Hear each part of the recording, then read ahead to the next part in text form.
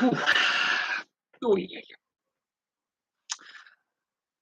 Okay, so good evening to everyone. It's what 25 past. It's 8:25 p.m. Here in the UK. So it's if you're in like France or Germany or other parts of Europe, it's like nearly half nine, nearly half ten. Of course, if you're on the east coast of the US, it's mid afternoon. West coast, it's lunchtime. So couple of major sports stories that have come out today. The worst kept secret in football: Paul Pogba will be leaving Manchester United when his contract expires at the end of the month on a free transfer. So it'll be interesting to see where he ends up, how much he ends up getting paid a week, and what league he plays in. Be quite interesting. I'm very surprised that Manchester United decided to let him go on a free, didn't try and cash in on him a year, 18 months ago. Rafa Nadal and Novak Djokovic have come out and criticised the French Open organisers for the start and finish time of their quarter final, which was obviously won by Nadal in the end. But they both come out in their post match press conferences and been highly critical of the start time, which was quite late in the evening. I think it was quarter to nine, so 8:45 p.m. France time when they actually started their match. And of course, that's a late finish, so they've been highly critical of the organisers of the French Open at Roland Garros. There's a couple of other major sports stories floating around, but it's that time of the year in the Northern Hemisphere when it comes to sport. Obviously, state of origin. Brad Fittler has been criticised for some of his New South Wales origin selections, but he's got several key players that would be playing for him out injured at the moment. And he's given debuts to 6 players within the squad. I think the biggest one that's a criticism is Jack Whiten at left centre. I think Jack Whiten's better at fullback or in the halves personally, because that's where he plays for his club, and he has played for fullback for the Canberra Raiders, my team. But he has played centre for at Origin. But last time he did that as a starter, New South Wales lost the series. So bear that in mind, but that was when they played the series at the end of the season, which is not traditional. So there's that. Of course, there's some debutants and some players missing for Queensland as well. And Ukraine are beating Scotland 1-0 in their playoff as things currently stand. And the winner of that match goes on to play Wales at the weekend. So the Ukraine-Scotland playoff is ongoing, so we'll have to keep an eye on that scoreline. And Wales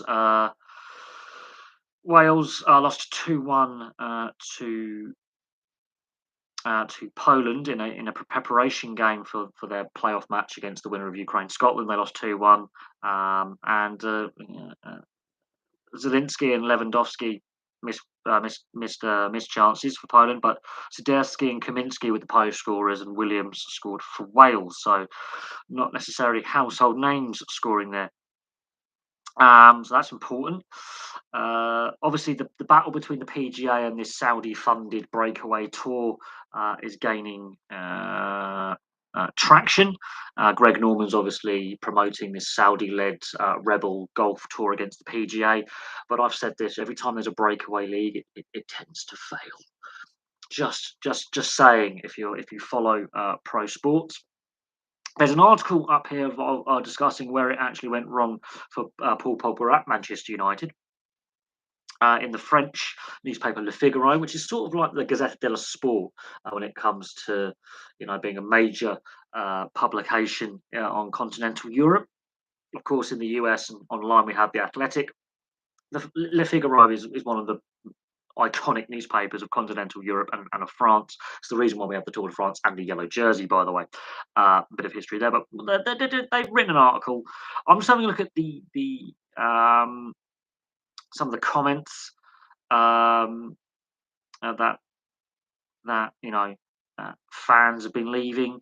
Not very sympathetic to Paul Pogba, but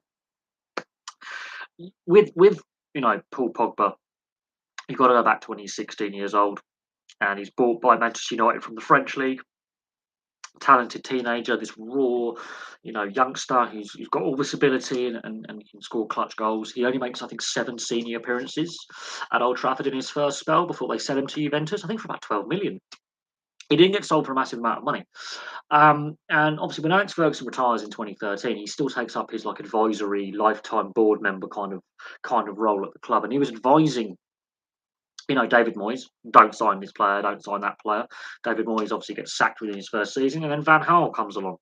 And again, the advice was, you really don't want to sign this guy. But obviously, Van Gaal, having coached in Europe, and of course how the club is run, Van Gaal's been highly critical of how Manchester United is run. Is ended up, signing Paul Pogba because that sells merchandise because that's what the Glazers want. Is it's a commercial club, not a footballing club, and that's was Van Gaal's words.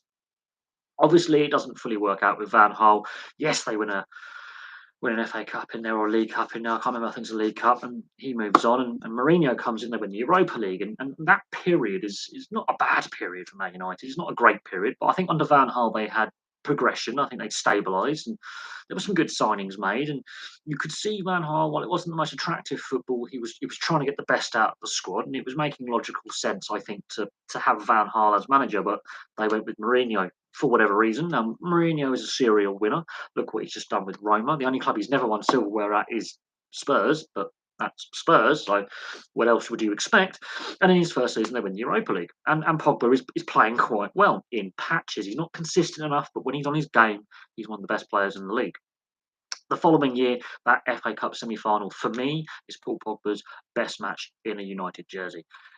Turns the game around. They're 1-0 down, backs against the wall, terrible first 25 minutes. Pogba comes into his own. And it's probably one of the best games I've seen Paul Pogba play. And that includes the 2018 World Cup and last year's Euros. Last year's Euros, he had flashes. There were moments. And the commentators are saying, oh, we wish he could do this all the time. Where is this for Man United? Why can't he do this week to week? He has flashes in games. He's inconsistent in 90 minutes, let alone in 9 to 10 games. And then it's all fallen flat. He's gone from playing at the Euros and being a Europa League finalist again, another European final. That's like he's played 4 on what I'll class as major finals at the club. He's gone from being second in the Premier League finalist with Solskjaer to this season. It's gone horribly wrong, and he's now out the door. So the Pogba situation is interesting, but if he was that unhappy and that unsettled, considering the talent he clearly has, because he's a skilled player. There's no doubt he has that, talent and skill is to get the best out of him. But one thing I've always heard about Paul Pogba, and also when I watch, is he is so lazy. He doesn't like the defensive side of the game. He's lazy tracking back. When he does go back defensively, he's always in the wrong position, doesn't read the defensive side of the game very well. And every coach has failed to get the best out of it and failed to turn his defensive frailties around and at least work and improve them. You're not going to get a perfect defensive player. Even centre backs like Maldini were never perfect, and there was always a weakness in their game if you could find it. But Paul Pogba, that weakness was it was like carrying a dead weight. If you want if the momentum swung and the opposition are putting your side under a lot of pressure, having him in a defensive position was actually more damaging for the team. It was better off going down to 10 men, Paul Pogba getting sent off or subbed off or being injured, than actually playing with him in a defensive role. And no manager could figure it out. So Paul Pogba leaving on a free, I'm scratching my head, but I think it is the end of a very unhappy marriage between the player and the club. But listening to some of the things that ex-players, ex-coaches, ex-managers have said about how the club is run makes me wonder if and when the dust settles with Solskjaer, if in an interview he once he's got all his severance payments, I'm assuming, if he finally says, this was the situation, it wasn't how it should have been. Same with Mourinho, even though he's at Roma now. Again, Mourinho could say this is how it was. I mean, Van Gaal was very, very open and candid, saying it's a commercial, not a footballing club, and they've got their priorities all wrong. It's all about making money and taking money out of the club than actually doing it on the field. And so that way it's run off the field is now affecting the on-field performance. There's clearly dressing room unrest, and Erik ten Hag is going to have possibly one of the most difficult challenges of a new manager coming into a club for a fresh start at the start of the season with a shortened off season, so a shortened transfer window that I think any manager in the modern era has possibly had. He's going into a very unsettled, toxic environment. And, and someone of Van Gaal standing in the game saying it's now a commercial rather than a footballing club. that's the direction they've taken it. And there were, and you just ask United fans about how they feel the club has been run since the Glazers finished their leverage takeover in 2004. And I now feel for Burnley fans as well in the same situation because their ownership is exactly the same. And again, another leverage takeover, except they got relegated. And when you have that kind of leveraged debt where you're borrowing against your assets, and when you have that lesser income, your debt becomes actually bigger and harder to pay off. And if you've invested in the asset and now it's worth less, you're going to want to take a lot of your money out quite quickly. So that's why I feel sorry for Burnley fans and Burnley as well, because it's a smaller version of Man United, just without being in the top half of the table consistently and competing for trophies, or historically competing for trophies. It's just a smaller scale of situation. And in reality, those kind of takeovers should not be taking place. But a lot of Man United fans have only seen the Premier League era. Same with Man City fans and then Liverpool fans. A lot of fans don't realise what happened before '92, which is why I've done a lot of these club history videos. So Nottingham Forest coming back to the Premier League after 23 years outside. A lot of fans alive today weren't alive when Nottingham Forest got relegated out of the Premier League for the last time, and their years in the wilderness. A lot of fans alive right now who've been born since the Premier League started don't realise that the last the old Football League Division 1 champions were Leeds. Yes, Leeds United won the last United Football League title before the Premier League splits off from the Football League, but it's still part of the promotion relegation structure. Some fans don't remember the Premier League actually being two teams bigger, so it was actually harder to win the league domestically than it is now. Another fact. And they restructured the league when European football was allowed, English clubs were allowed back into Europe after their European ban because of the Hazel disaster. So when I do the club history videos and I say this club won the Division 1 title, I do say that would be the equivalent to the Premier League today. It's like Sunderland were, when they joined the Football League in 1892 or 1890 or whatever it was, in their first 5 years in the league, they won the league 3 times, which is an astonishing record, quite frankly, if you're in an expansion club or a new club allowed into an established system. They haven't won the league since 1936. They won it 5 times before World War One in like a 20-year period. Ridiculous. In a 25-year period, they won the league like 5 times. That's 1 in 5 titles went to Sunderland. They've won 1 trophy since World War Two, and 2 trophies since they last won the league. The EFL trophy, okay, you could class that as silverware. It is sanctioned by UEFA, that kind of thing. But I was actually stunned they had less success. Same with Nottingham Forest. I was actually stunned by the fact that under Brian Clough, if you class their Football Alliance League title, he's won 75% of the silverware as manager, which is a higher percentage than Ferguson and Shankly at Man United and Liverpool. Brian Clough has a higher percentage of silverware for a club's history at Nottingham Forest than Alex Ferguson does at Man United, which is ridiculous. Absolutely ridiculous. And if you take the Football Alliance trophy out of there and say, that doesn't actually count because it wasn't under the Football League auspices, even though they were already competing in the FA Cup by this point before joining the Football League, it's an even higher percentage, which is ridiculous. Absolutely ridiculous. Out of every 4 trophies Nottingham Forest have won, Brian Clough has lifted them, had his hands on it. So that's ridiculous. And we'll see what happens with them back in the Premier League and how much money they spend and how they strengthen their squad and how their first season back in the Premier League goes. That's what I hope happens with Forest. I hope they stay up. I think they're the promotion side that will stay up, ironically. I think they've got a better chance of staying up than Bournemouth and Fulham, scarily. I just think they've got the manager and the squad kind of, relationship right. I think his relationship with the players, they respond to him. And, I think they're going to be quite competitive. They won't be in the top half of the table, but they'll be like a Brentford. I think they're going to do like a Brentford, have a good side first season, and then look to build in the second season. Avoid that second season syndrome that Leeds had this year. That's my hope with Forest, is that They do what they did in the 70s and 80s, where they get promoted and then they have a very solid first season and then back it up for quite a period of time. Um, let's hope they do that. In regards to the tennis side of things, and Djokovic and Nadal being highly critical, and Andy Murray's been critical of the tennis authorities as well. Some big name players have been highly critical at how their sport is being run, and I have to agree with them, quite frankly. I do have to agree with these three of the greatest players of our generation. Some of them are the greatest players of all time. When they're coming out and criticising the governing body and the organisers of tournaments about what's going on and how matches are being played late and ranking points stripped, and things like that from tournaments, I think that's a fair criticism.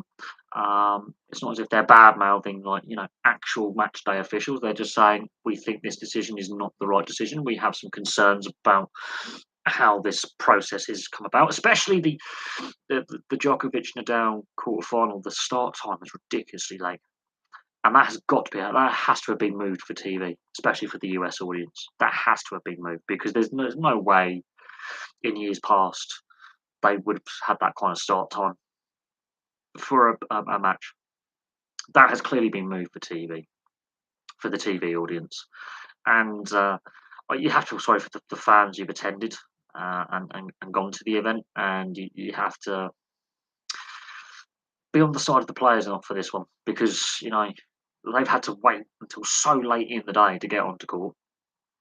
There was a minor, like a 1 in 4 chance of a passing, rain shower. It's that kind of year. There's a lot of little passing showers coming off the Atlantic from a southwesterly direction, and they can be quite short and sharp and heavy, thundery as well.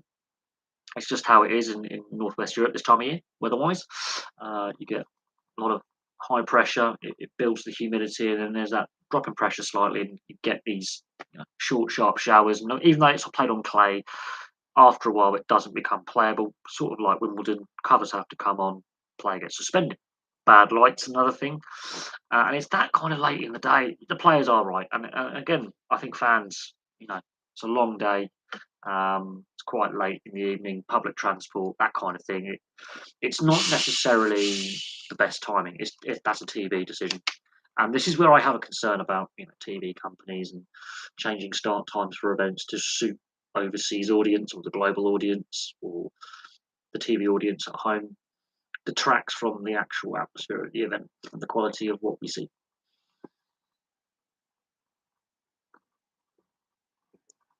But the fact that both players were equally critical of the French Open organisers at Roland Garros is refreshing. If only one player criticised Open rather than both, that sends out a mixed message. But they're senior players in the game. They're the two most successful players in the history of the game, in the history of the sport. Nadal one extra title over Djokovic, that kind of thing. Of course, Djokovic didn't go to the Australian Open because of his COVID vaccination kind of palaver, which you can have a look at that however you will. So they're the two most decorated players in the history of tennis. If they're coming out and criticising organisers, you can bet your bottom dollar Wimbledon will be looking at that going, okay, we better get this right. Because what Wimbledon has to face, which the French Open doesn't, is the UK is hosting the Women's Euros. And if they make a mistake like that, where, there's a controversial start time or a late finish, while it's epic for TV sometimes, and there's been some brilliant matches at both the French Open and Wimbledon that have gone on, quite late into the night sometimes. They try and fit it in the scheduling because of the weather and all that. When you're competing as another big TV event, sporting event as well, I bet your bottom dollar the Wimbledon organisers will be looking at that, considering that the governing bodies, both the men and women's games, have stripped them of the ranking points this year because of Wimbledon's decision not to allow Russian and Belarusian players to play because of the ongoing conflict in Ukraine. I think the Wimbledon organisers will be like, we don't need any more controversial negative press.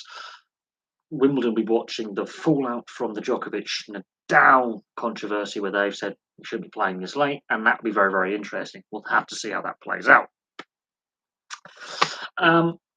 Talking about sport, and oh no, oh dear, no, I've got to fix that. No, Oh, this is why I hate matchday replicas. My shirts got damaged, and I have to try and fix that with some fabric glue.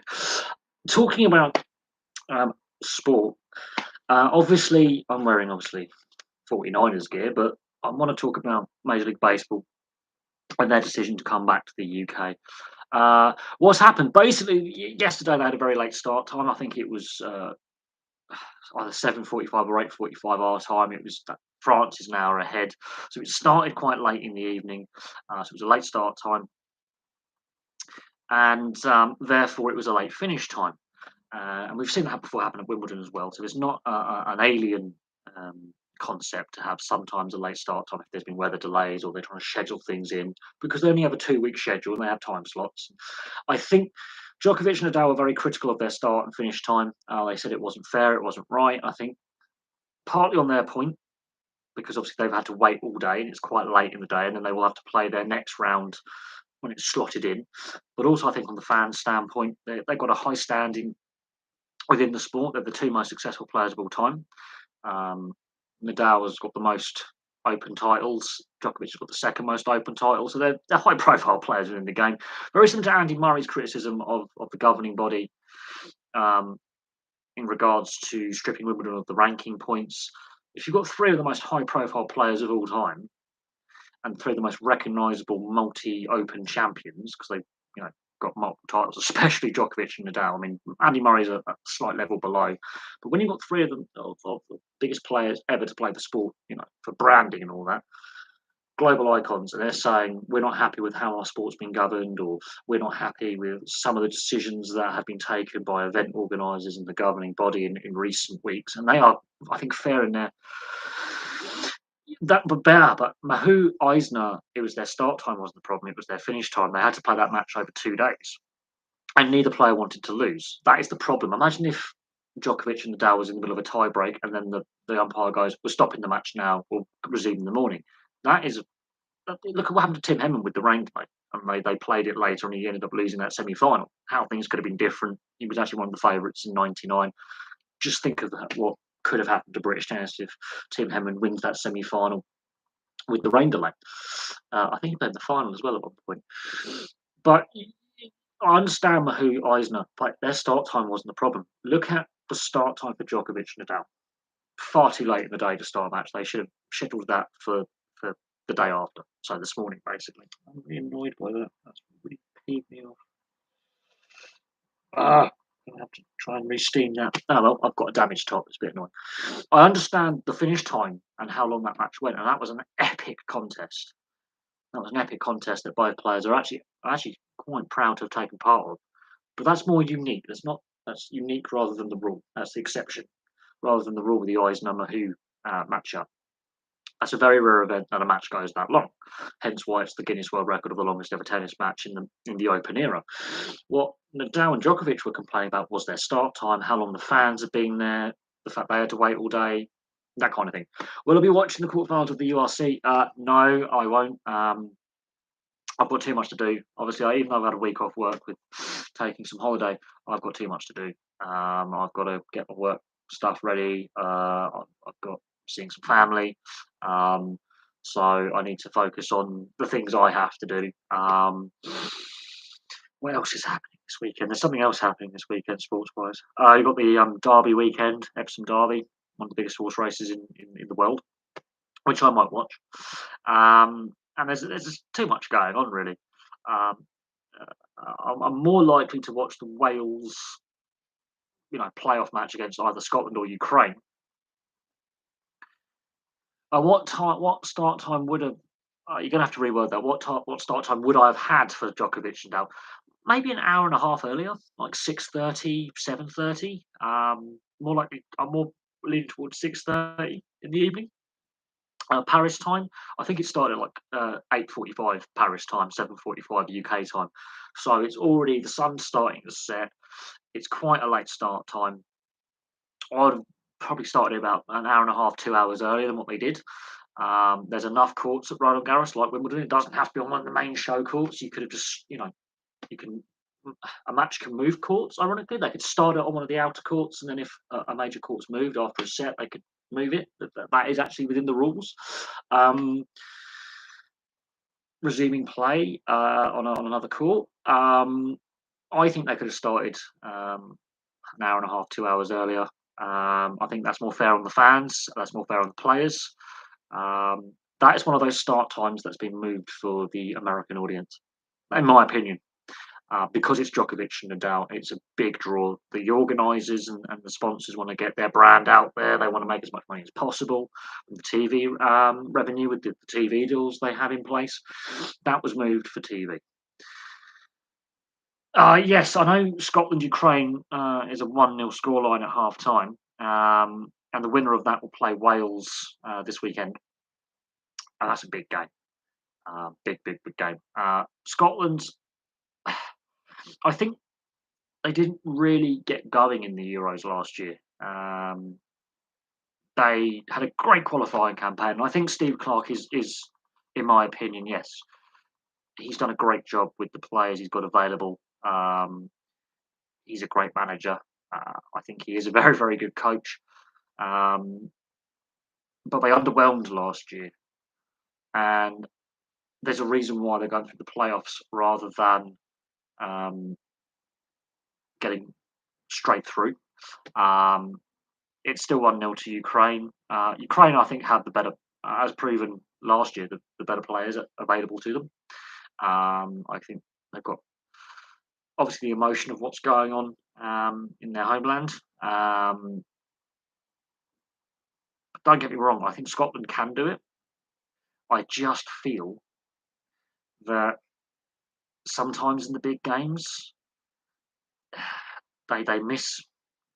The thing is, I don't think Scotland's produced the type of player they were in the 70s and 80s, and even into the 60s, like Denis Law, for example. One of the best players of his generation. I think the first player in a league game to score 5 goals in the UK. They can double check that, but I think he's the first player to score 5 goals in a game, Denis Law. Back in, I think, 1960 or 62 for Manchester United. Denis Law scored 5 goals in a game. Even George Best didn't do that. And they were producing talent all the way through the 50s, 60s, 70s, 80s, into the early 90s, and it's the talent stops. Talent production stops. The production line just starts dying out. Now, Andy Robinson's a good player. There's no doubt on that. He's a brilliant player. What I would say, one of the few not world class, but top class players available to Scotland. But they're just not at the same level of player production and talent coming through that they were 20, 30 years ago.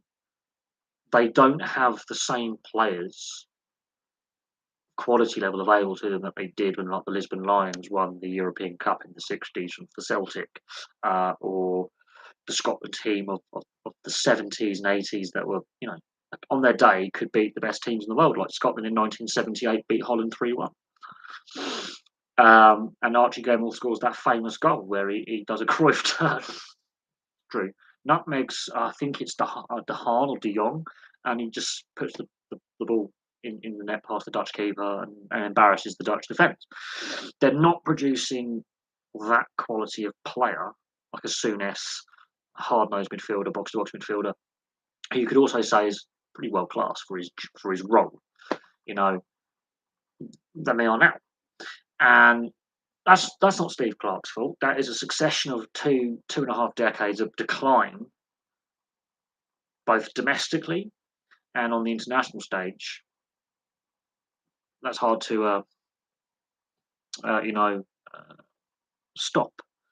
Now, another problem of that, because I was trying to find, where I could watch the Scotland-Ukraine game this evening, Sky Sports.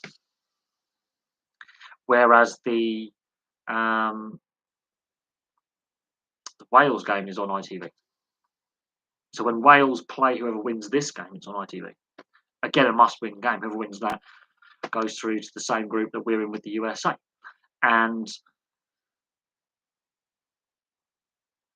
that's part of the problem.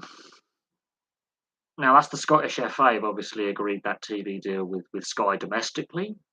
But the Welsh FA went, well, we're going to pressurise getting the Wales game, our playoff game against whoever we play on free to air. And they decided to do that very quickly. Yeah, straight away. Yep. So, yeah. And I did see the clip of Graham Souness saying because Ukraine should automatically be, in the tournament because of what's going on.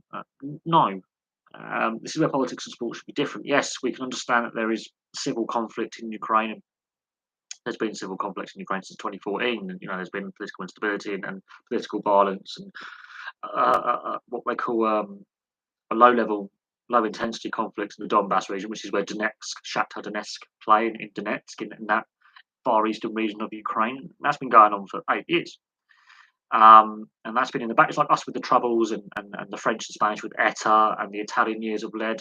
You can have these low intensity conflicts in the background going on. That doesn't mean a team should automatically qualify or be disqualified. But some of the stuff Souness comes out with, I just don't understand him sometimes. He's allowed his opinion, he is, but he should be trying to, support Scotland to the hilt as a fan and as an ex-player. But obviously, Souness divides a lot of opinion.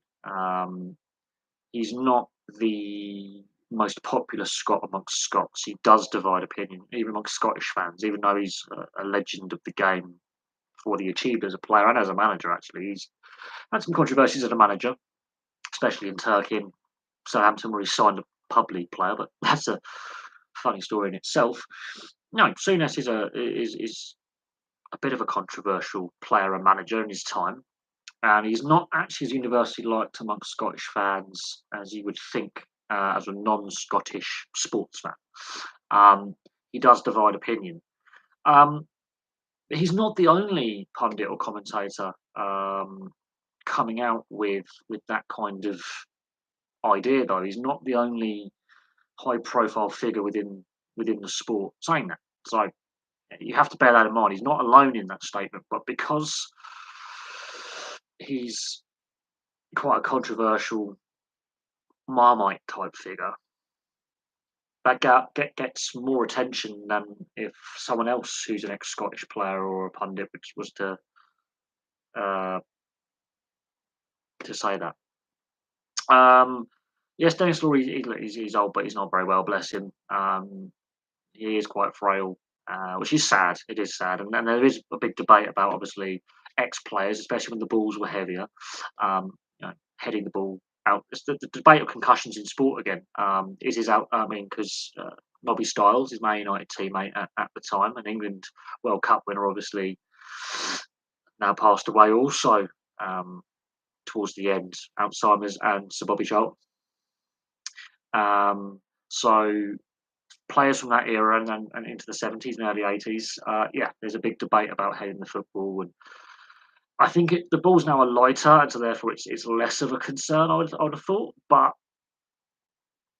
the game was a bit different back then. It was a bit you could elbow people, barge the keeper over the line. Bert Trautmann with his broken neck, for example, that was completely the shoulder charging the keeper into the net.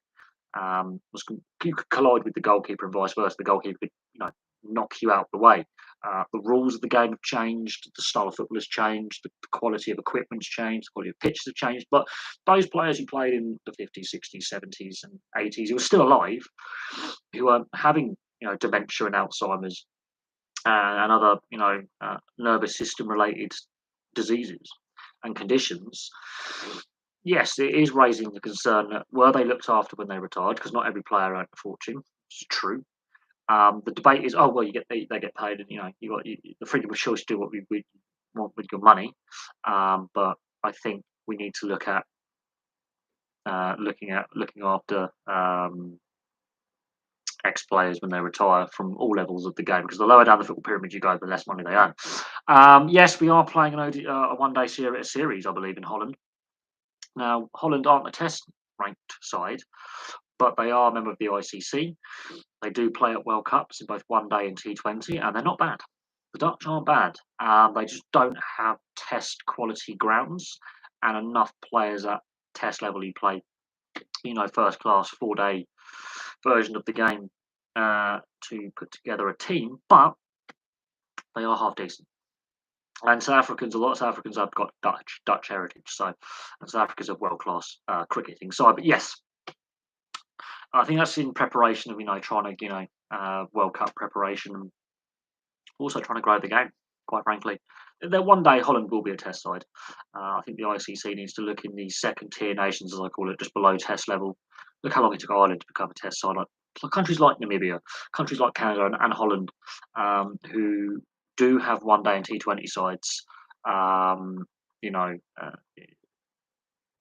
and yeah, like improving infrastructure and the quality of the game at that level. No, Cohen's still alive. I think no, you've got Martin Peters, Jeff Hurst, Cohen is another one still alive. I think there's a few more floating around. Charlton, there's 4, and that's the starting lineup. I think a couple of the squad are still knocking about as well. But yeah, the German side, I think there's less than 7 players left from the 66 German side. There's not many players left from the 66 World Cup in general. Pele is another one that obviously springs to mind as one of the players who played in that tournament. Obviously, Eusebio is no longer with us. So unfortunately, yes, Norman Hunt.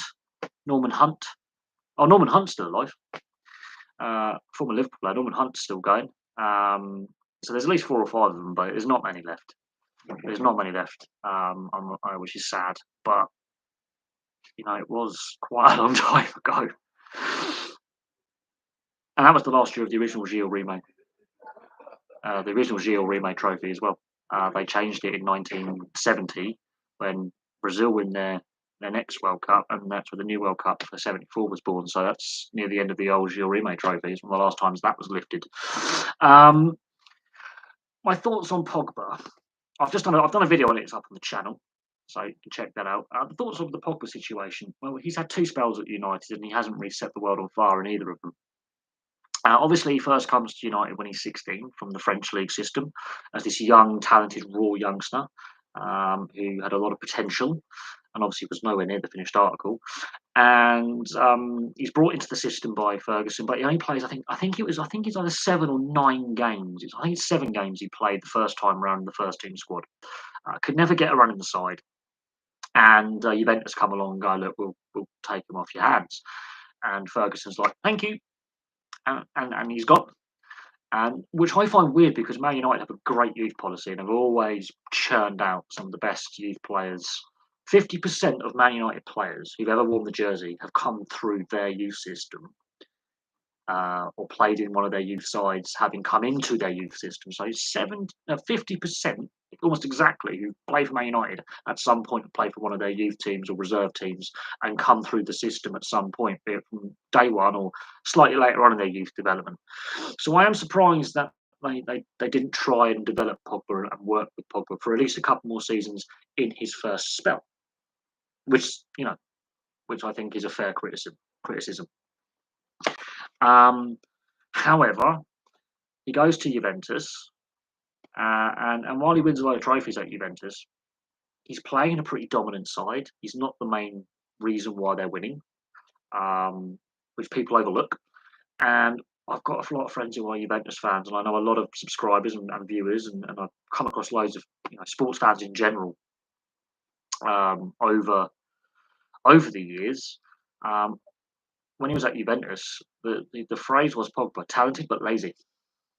A lot of Juventus fans and just fans of Italian football will say he's so talented, but he's lazy. And in a league that values defence and promotes defensive structure and expects players, even if they're attacking players, to get involved in the defensive side of the game, historically and culturally, to be labelled as lazy is not a good thing when it comes to the Italian league.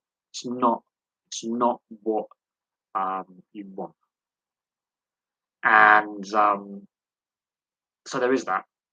And he comes back for this record Premier League fee at the time. And actually was the record fee until obviously Gareth Bale and Neymar's transfers go through. I think it's I think it still is the record fee for a Premier League transfer as well. It's bigger than Maguire's by like 3 or 4 million. He joins for a record fee at the time. And while he's won like a couple of trophies at United, and he's played in three finals, well, four finals, should I say, at United, winning two, losing two for major trophies. I will class the League Cup as a major trophy, no matter what the keyboard warriors say, because it is UEFA sanctioned and does lead to coefficient points and qualification for European competition. He's played in two European finals and two domestic cup finals. Um, it's been a love hate relationship, if I'm honest, a love hate relationship. Um, I would say I would say that the it's a love hate relationship. Um, four managers, five managers actually, if you count obviously Ferguson when they said it. Five managers at Man United have tried to coach him, and three of them technically, because Van Gaal technically didn't have his contract renewed, so you can class that as a sacking really. Three of them have been sacked. Three of them have been sacked since he's been at the club, and it's frozen.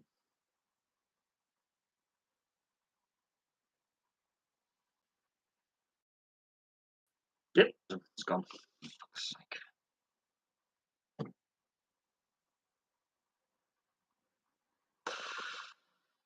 Come on, work. Right. Okay. I'm. Oh, God, my internet connection's so bad today. Why? Why are you so bad today? Why are you not fucking working?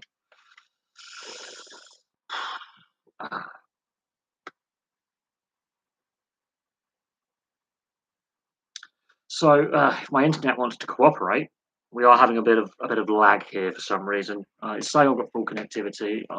God knows why. My internet's been terrible the last couple of days. But no, since Paul Pogba, the two spells Paul Pogba has had at the club, one manager retired, and he's moved on before Ferguson calls it a day.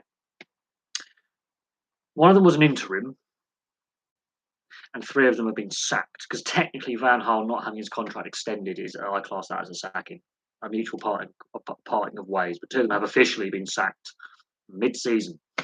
So make of that what you will.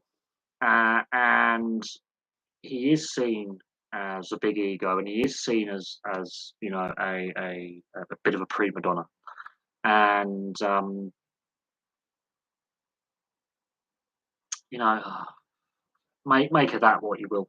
Um, his attitude's been questioned at times. His fitness has been questioned at times. Um, yes, the Old Trafford improvement has definitely come up, and that's down to the ownership not investing in the stadium. They've done a few little expansions since 2004, but there has been criticism of the state of maintenance of the stadium as it currently is. And they're not the only American owners to be criticised about maintenance of facilities, not just here but also in the US, with some major league teams with maintenance of facilities. Some stadiums in the US are falling apart. Um, just bear that in mind. But yes, there's been criticism of a lot of things to do with the club since 2004. Um, in regards to um, in regards to the Pogba situation, obviously Van Gaal doesn't get his contract extended, but the reasons for Van Gaal's departure was football was boring, but it was effective, very effective. The league position was never that bad, and while they weren't playing the most expansive style, they were being pragmatic, and they were still getting results. And I felt a bit sorry for Van Gaal. I felt a bit sorry for him. I don't think I think he realised very, very early on that the club was not in the right place in the boardroom and not in the right place with the squad that he inherited, and not in the right place with the youth development that in years past could have turned things around quicker and made them, you know, the mid Ferguson era from like '92 to 2000, as I call it, the mid Ferguson era. Uh, oh god, the internet, fuck's sake! What a very long stream for some reason. My internet is seriously pissing me about, so we'll see how that works. Moving the dongle. Um, and he's come out and he said it's a commercial rather than a footballing club. So there are issues with the youth development now. It's not as prolific or as effective as it used to be. So there's that concern. And the players he had available, plus bringing those new players in, concerns. Some of the signings made, how much control the manager actually has over transfer policy. He's been critical of that. Yeah, we're having issues with rigging the connectivity for some reason. It's not cooperating this evening, which is frustrating. Fucking work. So yes, now my internet's lagging all over the place for some reason, and it's been really weird for the last couple of days. Every time I do an update, be it on Google or actually on the laptop, it goes funny for a few days, and it really aggravates me. So Google and Windows be getting nice another shitty email from me going your updates are chronic. No, so Van Gaal leaves, doesn't get his contract extended. Mourinho comes in, obviously has that initial first season impact, or first two season impact, because I will say get to the FA Cup final the following year was a pretty decent season as well. And that semi-final was, I think, a key moment for Pogba. But then you look at Pogba in the World Cup to the Euros. World Cup, he's part of a side that is workmanlike for France, but they get over the line and they figure out a way to win games, win a tournament. Sometimes the best side doesn't win a tournament. Sometimes it's the most consistent side. And so the French sort of figure out a way to win the World Cup in 2018, and Pogba's a big part of that. He played more consistently in that tournament than at any other time, I think, in his career. But if people say, oh, Pogba, he turns up for France, did they watch Euro 2020? Because Pogba was woeful. He had moments. I think he had a couple of good chances in games. He had moments. Griezmann was their best player by a country mile. Antoine Griezmann was France's best player last year in the Euros by a country mile. They're not even close. Pogba's not even on the same page. That's it, Ganado. Yeah. So now I've lost all my fucking viewers.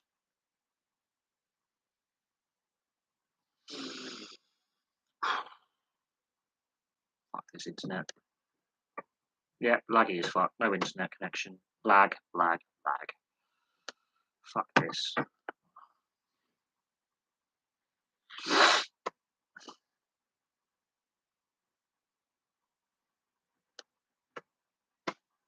Nothing but lag. Every time.